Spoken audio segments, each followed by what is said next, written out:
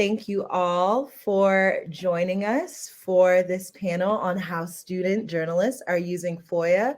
My name is Sidnee King. I am an investigative reporter at the Better Government Association, and I'm so excited that you all have decided to join us today. And I hope that FOIA Fest has been going well for you thus far, that you've been learning a lot. So today, the concept of this panel is all about student-run publications and their use of FOIA to advance their reporting on corruption on campuses and to hold school leaders accountable, as well as just to do thorough student journalism. You'll hear from some fantastic student news leaders and recent graduates on their experiences while applying the Freedom of Information Act and the stories they've used it for and tips that they've learned along the way. The goal of this panel is to attempt to help demystify the use of FOIA for students interested in using it in their reporting, and also just providing some insight for faculty advisors or professors to better understand the needs of their students. First, we'll do a little bit of talking about some of the work these fantastic journalists, who I will introduce in a moment, have done and are continuing to do currently. And then we will kind of get into the nitty-gritty of what it's like using FOIA as a student reporter. We will have a question and answer section towards the end of our panel. So as questions come to your mind, feel free to drop them in the chat on the right. And we might answer some in real time, and others we might table for the last 15 minutes of the conversation, so that for the dedicated question and answer time. And at the end of the panel, we will pin the contact information in the chat of all the panelists, so that if you have any questions going on further, or you just want to follow the work of our panelists, you can continue to stay in contact in the future. So I'm just going to begin by welcoming our panelists. First, we have Irene Chang, who is a recent graduate of Northwestern University. During her time there last year, she interned at the Milwaukee Journal-Sentinel. Hi, Irene. How are you doing today? Hey, I'm doing good. Thanks for having me. How are you? Yeah, thanks for joining us. I'm excited to get into this chat. Next, we have Zach Watson, who is a student at Northwestern University, who published a 5-part series, at least, I think, for Seen and Heard magazine, and was previously an investigative intern at the Project for Government Insight. Thanks for joining us today, Zach. Thank you so much for having me today. Yeah, and last but not least, we have Cam Rodriguez, who is the managing editor for the DePaul 14 East magazine and also a data and graphics reporter at Chalkbeat. Hi, Cam. How are you doing? I'm doing pretty well. Good. Well, thank you all so much for joining us today. We have lots to get into. So I kind of just want to start by diving into some of the work that you all have done in the past, that where you've employed FOIA for an investigation or for a story. So Zach, let's start with you. I mentioned that 5-part series for Seen and Heard at Northwestern, where you took a look into the use of a police officer coalition on campus. Can you tell us a little bit more about that story? Sure. So first, I want to say I co-authored it with a great friend and colleague of mine, Alex Harrison. I know he's watching today, so I wanted to shout him out too.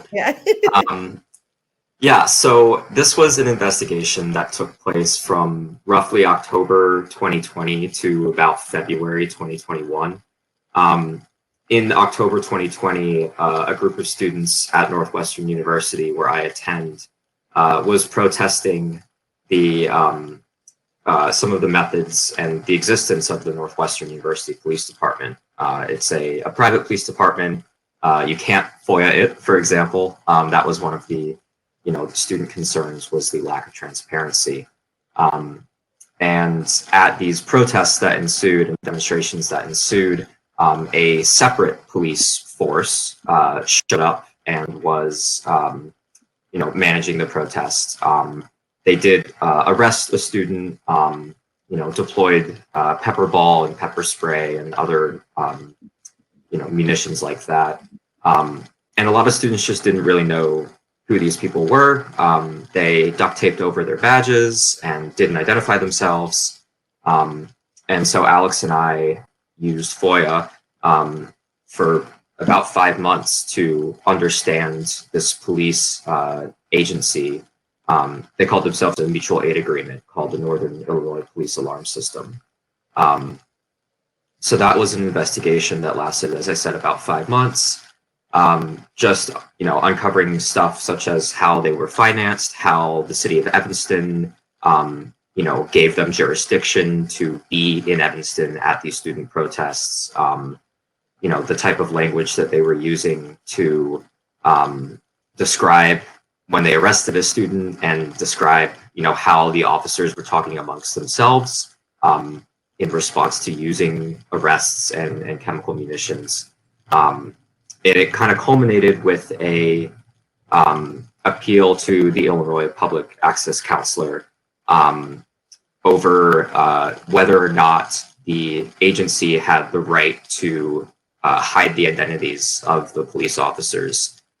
They argued that they were essentially acting as undercover police officers.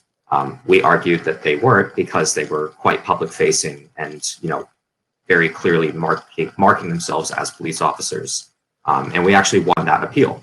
So NIPOS did have to turn over a list of officers that participated in this. So now the public understands, where these officers are coming from and what agencies they were a part of, as their home base. Wow, yeah, that is a serious undertaking for a student journalist. And for anybody who wants to check out that series, I just dropped a Medium link that has a link to all of the different stories in the series. Thanks, Mike, for the tip. I appreciate it. And yeah, like for you all to win an appeal with the public access counselor, few professional journalists can say that they've done that. So that is very impressive. So yeah, that's really exciting work that you guys are able to do in those 5 months. Irene, I know that you worked a little bit with the Milwaukee Sentinel Journal or Journal Sentinel on and did like some COVID tracking, some tracking some of the death rates in Milwaukee during the earlier parts of the pandemic, and you used FOIA on a team doing that. Can you tell me a little bit about that team experience and some of the reporting you guys were able to do there? Yeah, of course. So I worked with the Milwaukee Journal Sentinel as part of a practicum that I did with my master's program at Northwestern. And so that was focused mainly on doing that COVID investigation and doing those FOIAs. But it was also actually, the COVID story was kind of a project that came later on in my internship. So I was actually, I started off doing a kind of like a fires and wires story, which was kind of investigating. There were a lot of houses in the Milwaukee area that were kind of just burning down because of some faulty electric wiring, because they were so old and they just did not have, they were not regulated correctly, and they were not kind of checked up on as they should have been. So in that project, I actually did the bulk of my FOIA work, kind of filing open records requests across 80 agencies, including like the fire departments and the medical examiner's offices of 40 of the most populated cities across the US. So that included, most states. And then it also extended to, we just decided, let's just look at like all 50 states. What can we see in those? So I ended up filing I would say 120 to 50 public records requests for across the country within 2 weeks or so. So that was a really cool, insightful experience to the entire open records FOIA process. And then the COVID death story was kind of a spinoff of that, where my reporter supervisors, I was working with 2 reporters and the investigative kind of director of the Milwaukee Journal Sentinel. And they were like, you're already doing FOIA requests, why not do the ones on COVID deaths? So I was using kind of a template of a FOIA request to send off to the medical examiners and then the fire agencies, fire departments across this country to kind of get that information. And it was usually like a huge list of kind of data of, deaths, so very sensitive information.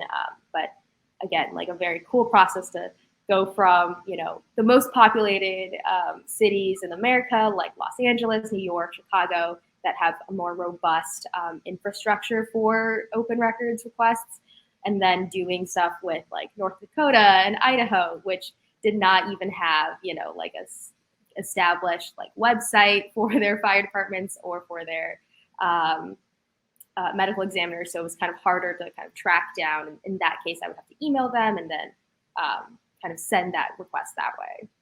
Yeah. And I know that like requesting for all those different states with like different laws, different response times and exemptions, that's definitely a great way to get introduced to how to file a FOIA. But it was great reporting that you guys are able to do. Cam, I want to move on to you really quickly. You're the managing editor at 14 East, and I know that you kind of supervise a lot of different projects, and you guys employ FOIA often. You did some for your graduation coverage, looking for communication with some of the university's officials. Can you talk a little bit about some of your recent work in the newsroom with FOIA? Yeah, definitely. So at 14 East, we are DePaul's like independent, like online student magazine. So we do a lot of multimedia and data-based work. That's always kind of just like inherently been our focus, alongside kind of more like community-focused work as well. So a lot of the FOIA work that we do is kind of wrapped up either in our like background, like pre-reporting stage, or in our fact-checking stages, which we recently revamped our fact-checking process, taking inspiration from Southside Weekly, like all these other publications that are doing really robust, really great fact-checking. So in around like March/April 2020, I filed FOIAs looking for any, and it's one of my favorite types of FOIAs to file, and I think I do it the most often, but like looking for any electronic communication between specific domains. So DePaul utilizes Wintrust Arena, which is connected to, also sorry about the siren if you can hear that. No worries. But we employ Wintrust Arena, which had kind of been like very fresh at that time, I feel like, in terms of like launching and being kind of like present for students. And because it's utilized and operated by McPier, which is McCormick Place and Navy Pier's kind of like amalgamation, they are a private-public partnership, meaning that they are able to be FOIA'd, which I think is a common misconception for that agency specifically. But yeah, and so that was kind of a lot of what we've been doing, I think then, and then also now, is looking for communications between public agencies and public domains. So like City of Chicago email addresses, especially when we're looking for emails to corroborate like a certain report, or to even see if there's a story worth investigating, like if there's, any more to kind of look into. And then at DePaul.edu domains, which DePaul is a private university, and they are not entitled to giving us anything if they don't want to, which they often don't. So it's oftentimes just trying to find a sneaky way, I think, to get at least a slight glimpse of like what's going on behind the curtain. In a way that we've been able to do that, in a way that like I've been able to do that, as someone who does love employing a good mail merge with FOIAs and just sending out a whole bunch at once, is doing that kind of email domain combination. So that's a lot of what we've been doing lately. We have a couple pieces that we're working on that are like more longer term investigations. One of them is like a long form, like a piece about like a cold case, like here in Illinois.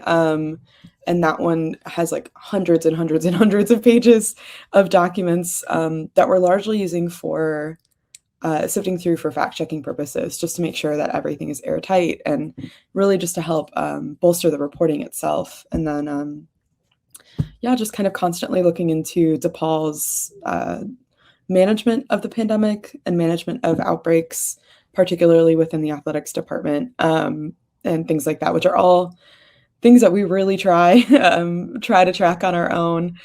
Anyway, just, you know, kind of like keeping track of the few communications that we do get from the university, but then trying to complement it with what we know exists, or at least should exist. And if it doesn't, then that's a story in and of itself as well. So it's kind of what we've been up to. Yeah, excellent. Well, yeah, it's clear that you guys all kind of are, you know, more experienced with FOIA and kind of have gone through that trial and error, figuring out what works and what doesn't work. But I want to transport you back in time a little bit, thinking about, you know, the first time, maybe Zach, at the beginning of that NU investigation, you know, the first time that you're, you know, working on an investigative process and you have to fill out a FOIA. What was that like? What were you nervous? Like, what were the thoughts surrounding it? What, you know, did somebody already guide you through how to do it and you knew exactly what to do? Did you pick up the phone and call a FOIA officer? How were you feeling? And yeah, how did you tackle that? I'll start with you, Zach. Yeah, so I was fortunate enough that as part of Medill, there's a journalism class called Law and Ethics, and we do have one day that is all about FOIA. So just in terms of understanding what the law actually means and how it works, that was pretty useful. Of course, you know, a 1 hour and 20-minute class doesn't really tell me a lot about like the nuances and, you know, response times and all that stuff. But it was a good baseline for me to start off. And I think, ironically, my first FOIA request didn't really end up being a FOIA request. It got rejected entirely because NIPUS, we sent an email to them asking, you know, where should we send a FOIA request to, because they had no information on their website. And they actually responded to Alex and I saying, sorry, NIPUS isn't a public body. You can't send a FOIA request. And we said, how? You know, every member of NIPUS is a public body. They're all public police departments. How are you, as an amalgam, public yourself? And they said, well, that's just how it is. You're gonna have to deal with it. So the workaround on that was there are I think 90 police departments that are a member of NIPUS, and so we basically wrote out and sent it to all 93 police departments. So that was kind of like my first time doing a FOIA, was sending it to 90 something departments, and it did end up working out. I think for me it was difficult, you know, not knowing exactly what body of records every police department had. I probably have asked for like a directory in the first place to see what I could actually access. That was probably the main thing. And also just, you know, not for like for electronic records, electronic communications, specifying that like that can include text messages, which is a fairly new development to my understanding, at least in Illinois. You know, and it was definitely shown in the fact that some police departments would give 10 pages that were completely redacted all the way through, and other police departments, when we asked them the exact same thing, would give us 250 pages that included screenshots of every text message that the police officer has sent in the past months. So it was really all over the place, and I think that was something that I had to learn to adjust to really quickly. Yeah. What about you, Irene, when you were FOIAing all 50 states? What in the beginning of that process, what was going through your head? Of course, yeah. So kind of going back to like my education, like my story is actually really similar to Zach's, where I also did journalism at Northwestern for my undergrad. So I went through the same like media law and ethics course, and then kind of had my first exposure to FOIA, but we didn't like do any of them. And then so the course that I took for that kind of had that practicum with the Milwaukee Journal Sentinel, that was at the master's program where it was like a practicum taught by a law professor who was also a Medill alum. And so it was we were doing it with the law students, and everyone kind of had that practicum. And so we did have an extensive like FOIA discussion for the 2 weeks kind of leading up to that practicum, or we were doing the practicum alongside classes. So we were learning about FOIA as we were kind of doing it in practice. But of course, it's very different once you actually do it. So with FOIA, when I first did it, I was pretty nervous as well. I was asking my supervisors, like, how do I kind of send this? Is it just the template? Like, will they have any follow-up questions? Do I have to call anyone? And they were just kind of like, yeah, just send it. If you can find email addresses for like the public records officers who don't have their information on websites, states that are maybe more like understaffed or under-resourced, you kind of have to do a little bit of digging for that. So I would have to submit the FOIAs with the templates. It's a template, so I just like filled out like the information we needed for that state or for that agency, and then send it off to the agencies I knew I had the contact information from. And then once I had to kind of look back at, for example, the Idaho Fire Department, like I don't know who their FOIA or public records officer is, so I would have to call them. I call them and ask for the name, maybe the contact info. Sometimes they didn't even know, so I just kind of have to do some, online research, online digging, find that email, send it over, and then kind of deal with that from there. Yeah. Cam, I'm wondering, I know you have your own experience, but also, supervising and working with other student reporters. What do you think in that early process is a very common stumbling block or mistake that student reporters make when they're beginning their understanding of filing records requests? Yeah, I think that to start, and maybe I don't know if Zach and Irene also feel this way, and Sidnee, I don't know if you also felt this way too, but like sometimes filing like your first few FOIAs, it can feel kind of like wrong. Like you're like, I feel like I'm being very nosy or I'm like prying, but you're entitled to this information. Like this is, and like, especially the fear of like maybe wasting someone's time, like wasting a FOIA officer's time. I'm always like conscious about that. And I'm like, oh, I want to make sure that I'm like, being as helpful as possible. But I'm like, this is literally your job. Like this is why you're here. So, just kind of like getting over that initial, I think like, maybe like intimidation, but also just like I think stress of FOIA in general.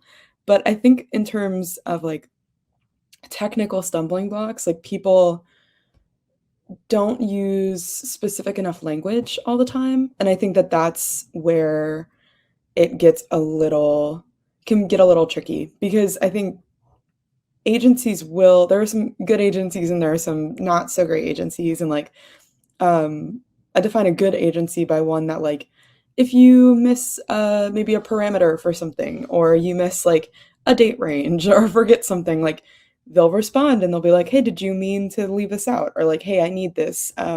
Instead of taking the time to process it and then outright rejecting it and kind of like wasting both of your time, like 5 days later. But yeah, and so I think that there's maybe some like things that you can really only start to get better at over time, like just kind of like brute forcing yourself into like, getting comfortable with filing FOIAs, getting comfortable and like knowledgeable about what different conditions you might need for a specific document type or file type. So that's definitely something. And then I think also just like organizing it all and like staying on top of it. Agencies, I mean, and notoriously so, like they'll take their time if I feel like you let them. And so it's definitely a matter of, kind of like I have a spreadsheet system that I use. I used to have a spreadsheet system that was like connected to a Google Calendar. And I used like an integration to like, when I would put in a field in the spreadsheet, it would populate the Google Calendar, which was really great. But yeah, so it's just like finding a system that works, because you don't want to like file a FOIA, get all excited about the fact that you filed a FOIA, and like be like, oh my God, look at me. And then ultimately just kind of be sitting and waiting there because maybe you didn't realize that it does require a little bit of prodding sometimes in order to get people to respond. And we see that like not even just for student journalists, but like all journalists in general. Like, so it's definitely something that like I think isn't just limited to that like beginner level. I think it's kind of a constant practice. So yeah, Irene and I both had the same mutual impressed face when you mentioned integrating your Google Calendar into your spreadsheet. It's like, wow, that's a good idea. Let me write that Sure. but yeah, I definitely the stumbling block of being not specific enough is something that I see. I mean, I early on in my experience as a student, as a professional reporter, like growing in just knowing what type of language to employ is definitely something that I see as a common issue. I do want to talk about resources, right? Like as a student, you might not have the same level of resources that you might intern at a professional newsroom over the summer, and then when you get back to campus and you're doing your own FOIA, it's kind of just like you by yourself trying to figure things out. And one thing that might be difficult is, for example, you mentioned submitting 150 FOIAs or submitting 90 FOIAs, right? And being the only person to navigate all of that information, right? Going through the data dump, trying to figure out how to spend the time to find what you need on top of having other classes and other things to do.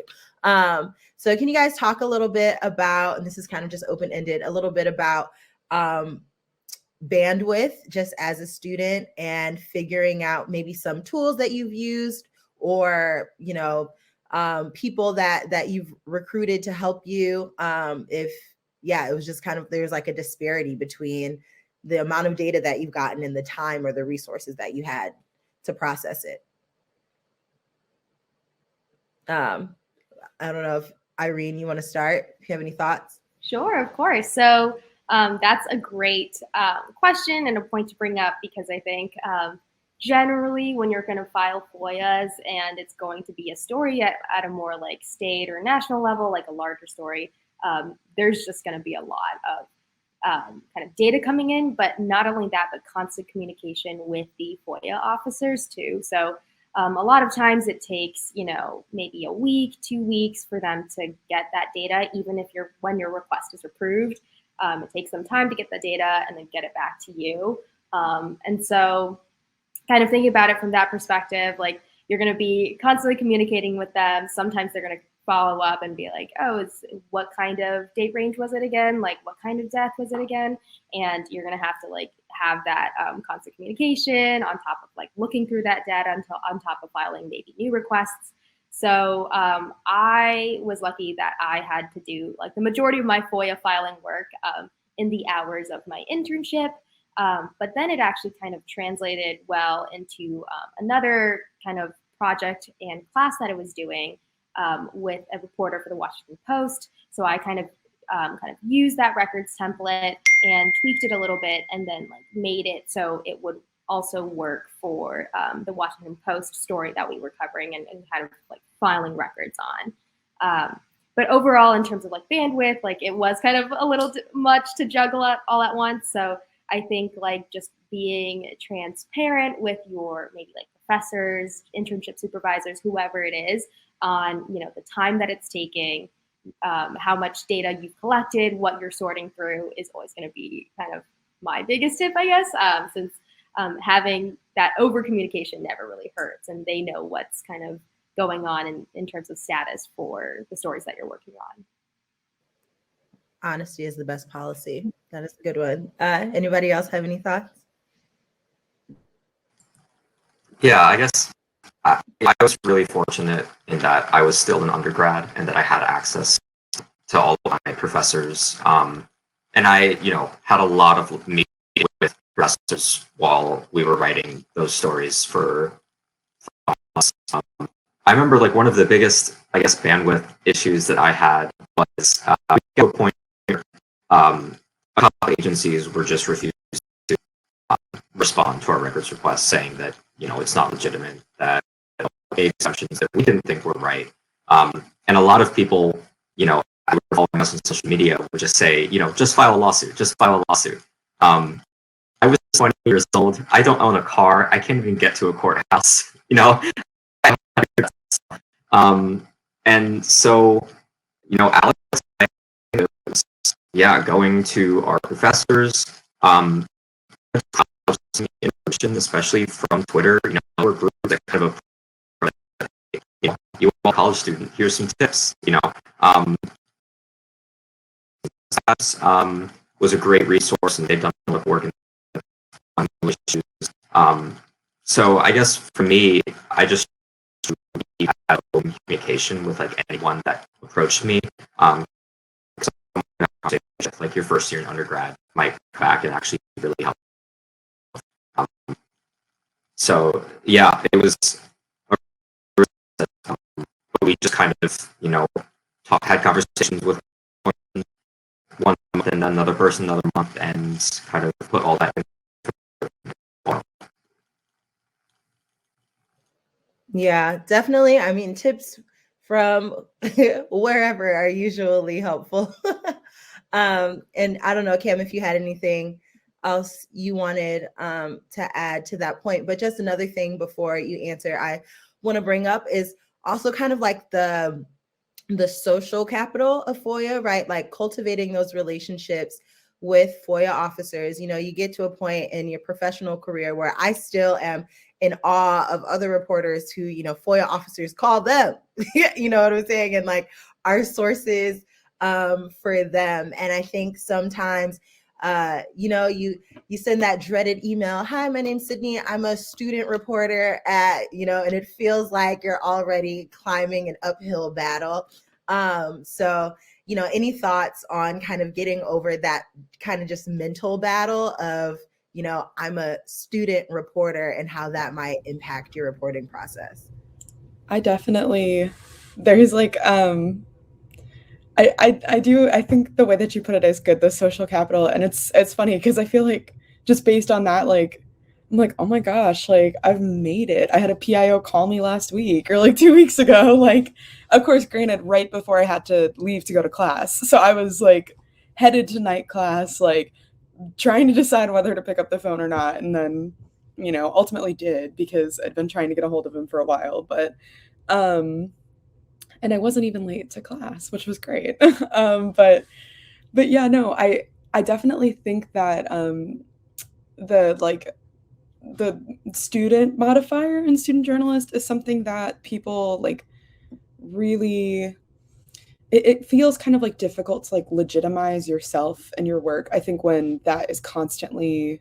I think when people use it almost as like a limiter, when it's like, oh, like you're just a student journalist, instead of like, oh my God, I'm a student journalist and I like pulled this stuff off, like whatever, like, versus like there's also like something I like to throw around in the 14 East newsroom when people do kind of get maybe into that, like, oh my God, like people won't take me seriously, stuff like that. Or I'm like, I feel very strongly that if you can get sued for the work that you're doing, that you are a journalist regardless. Like if someone can like take you to court based on something that you've written, like you fit that, like, like Illinois Shield Law, like definition of journalist, like then you are one and you practice news and practice journalism regularly, like for an outlet, like, yeah, it's pretty much what you are, student or not. So I think that's definitely like, in terms of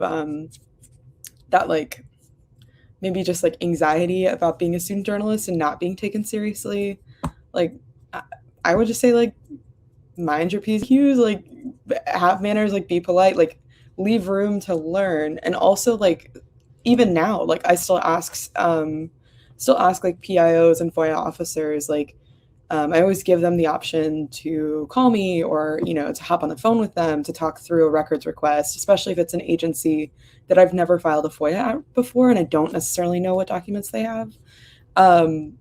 So that's always, I think, a good, like, just kind of like being open to like it's not like a you versus the FOIA officer, like always. It sometimes can be, but there more often than not, I feel like it becomes really productive when you kind of like work in tandem with each other to kind of get the documents that you're looking for.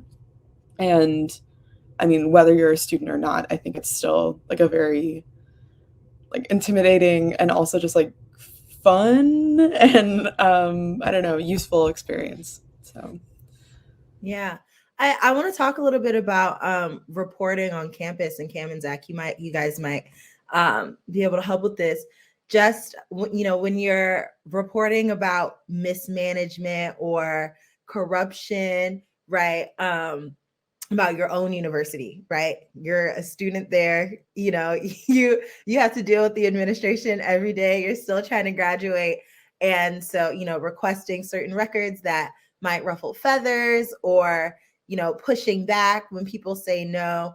Can you guys just talk a little bit about that experience, and kind of, how you get that determination to not be intimidated in any way, to kind of go after the story that you want to pursue? yeah, I mean, I don't know if I can speak for everyone here, but spite is like a really powerful motivator for me. And I think the idea of just like it feels like a really like large game of keep away sometimes, right? Like, where I feel like especially on campus, and especially, I mean, being at a private university, it's something that like they know that they don't have to give us anything. We know that they don't have to give us anything. And oftentimes we know that they have the information that we need.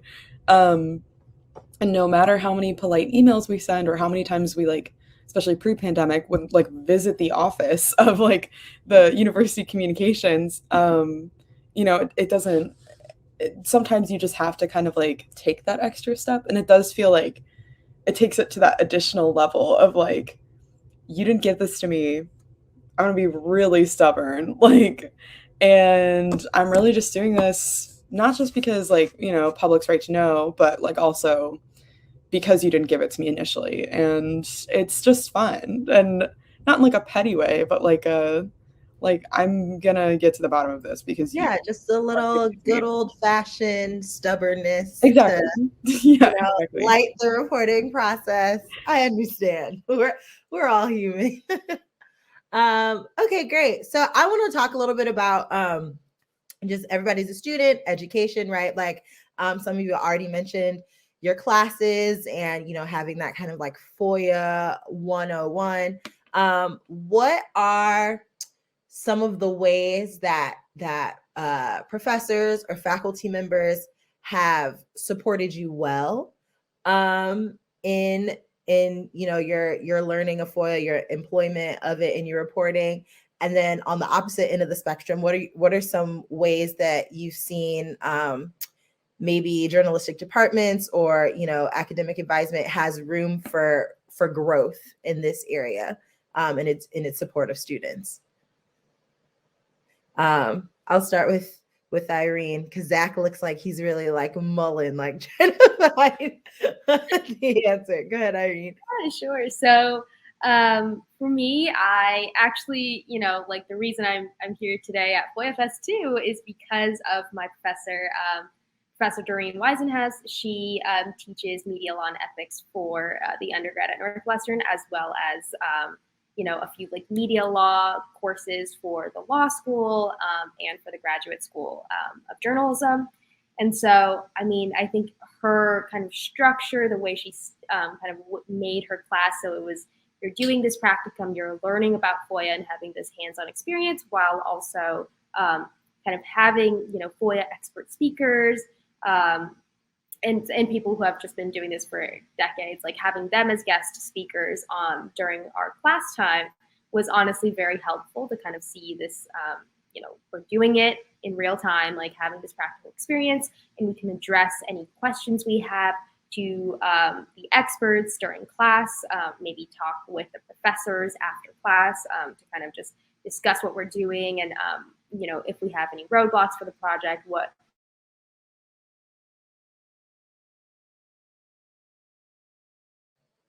Oh, okay. Looks like Irene might be oh, Can you hear me? yes, we can hear you now. Oh, sorry, I totally did not notice. No, it's okay. Did you hear anything about? Yes, I heard like 80. It was only like 2 seconds that you were further.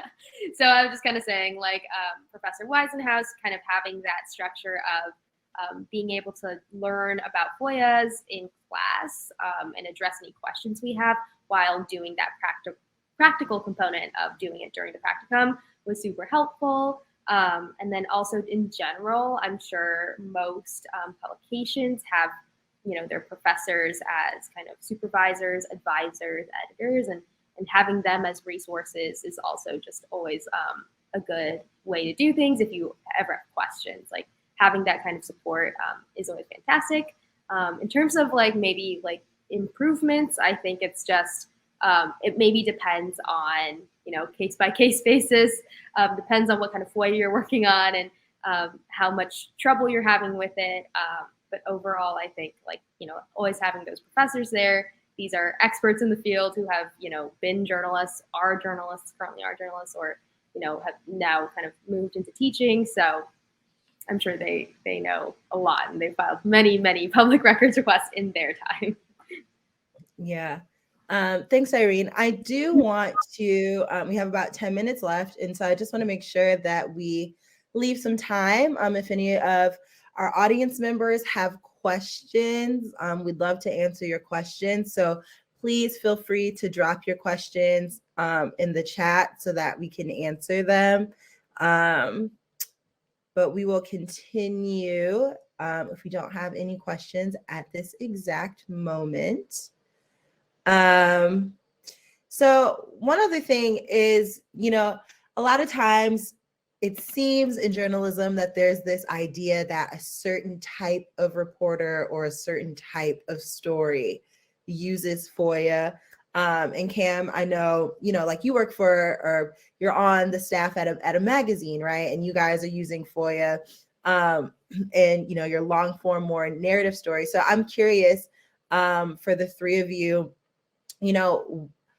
how do you think professors or other journalists or just as a community, we can kind of demystify or debunk the idea, that, just a serious, data reporter is the one using FOIA, that it can be used for narrative storytelling as well. Like with Zach, I know that you got, text messages and communication and that added to your reporting.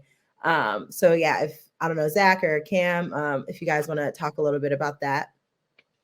Sure.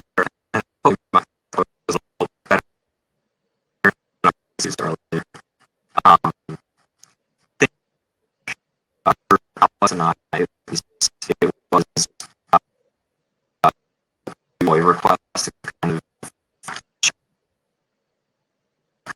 from many press.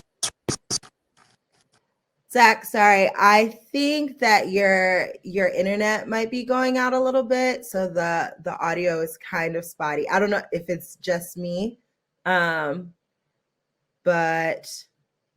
I wasn't able to catch that response. Oh, okay, sorry. Okay, well, let's go to Cam. See about that. Yeah, definitely. I mean, I think it is interesting because, as someone who is a data reporter, naturally, a lot of the stuff that we typically get, especially at Chalkbeat, is through it'll be schemas or data sets and things like that, and more quantitative data. But also, I mean, in my, I think career, and then also just especially at 14 East, because we do so much engagement and community focused reporting, a lot of our stuff ends up being more narrative, like you described. And so we kind of have always, I think, been good at bridging people's experiences with, just kind of data and with statistics and public records and what's available. So I think it's kind of treating both like at this like in tandem, because there are numbers and like there are instances that you can find in a single police report or like a series of police reports, or identifying patterns and things like that, and how it impacts like people. You can humanize FOIA requests very easily, and so I think that that's something that like is a huge asset to not necessarily that like hard news, but maybe more, I mean, like investigative, but then also just like maybe more like narrative based, community-based reporting, because there is a lot of different applications and like a lot of different types of records you can find, and especially like even if you aren't able to get records right away, like that even could be a story in and of itself. So yeah, so there, I feel like it's so versatile. Like it really could be used in a lot of different fashions, and also like doesn't always have to be serious. Like I think like there are FOIAs that I filed just for the fun of it, really, just because I wanted to see if there was stuff out there and didn't really expect anything to come out of it. And some of them have been like some of my most successful FOIA requests. So there's definitely, I think there's room to experiment with it. And like 14 East being a student newsroom, like we do kind of approach, kind of like learning and skills building pretty seriously. And so FOIA, public records in general and stuff like that, those are all areas that I think our staff is interested in as a whole. So we really make sure that people are able to kind of like fold it in like as much or as little as they want to in their existing reporting, and then also for like larger projects and stuff like that. Yeah. Okay, so I just want to kind of to wrap things up, to leave our audience members with like some practical tools, websites, templates, whatever. What are some of the best ways that you guys have found to get better? I mean, I know with FOIA, sometimes it's just like getting those reps in, right? Like just filing as many FOIAs as you can. But if any other like specific practical things that you all have done to improve your ability to get records that you want, what are some of the things that you've done? Zach, I don't know if you want to drop some stuff in the chat. Okay, he's already typing. He's already on it. Learning from Muckrock. Yes, that is a very good one. Anybody else? Irene, you have any thoughts on that?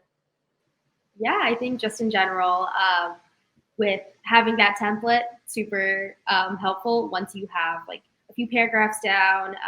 I think there are several templates. I think it was Muckrock where you can find templates and then kind of craft your own, and then fill in the blanks on what you're requesting and how you want to request them.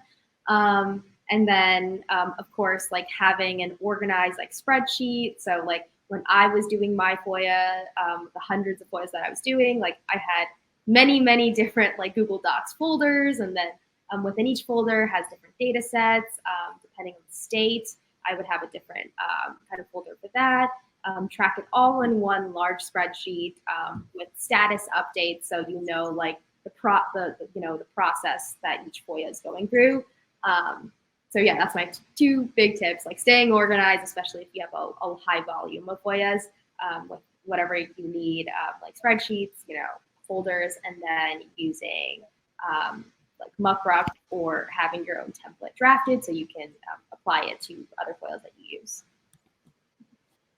Yeah, great. Kim, do you have any thoughts? Yeah, I would say after the kind of like once you get like templates and kind of like that organizational system down, something that I like to do as kind of like either alongside like one of my first FOIAs to an agency, or maybe being my first FOIA to an agency, would be getting the document retention schedule, because not only does it show you how long documents are kept for, and when they'll be destroyed, if they'll be destroyed, but also it kind of breaks down all of the different names and like technical types of documents that exist within a specific agency. So I found that to be very helpful. And in Illinois, you might not always be able to get it from the agency itself. You might have to FOIA the state of Illinois. Like, I think I remember having to file a FOIA to the AG's office, despite like thinking I would be able to get it from because I did one for like my hometown. Like, despite thinking I could just get it from our mayor's office. But yeah, that I've found to be like a very useful tool. And I'm pretty sure I learned that at a conference like this, like at FOIA Fest, which used to be held at DePaul prior to the pandemic. So it was something that I think was really formative in terms of kind of like, you know, learning different skills and things like that. And FOIA Fest, NICAR, IRE, SourceCon, even all great conferences for that. So yeah. Well, thank you guys so much for joining us today and for sharing all of your knowledge. I really appreciate this insightful conversation. It's been great. And I hope the audience has learned even a little bit of what I've learned today. So I've posted all of the panelists' contact information, Twitter handles, and an email for Irene if you guys want to reach out and you have any questions afterwards. Thank you so much for joining us and enjoy the rest of FOIA Fest. Have a great day.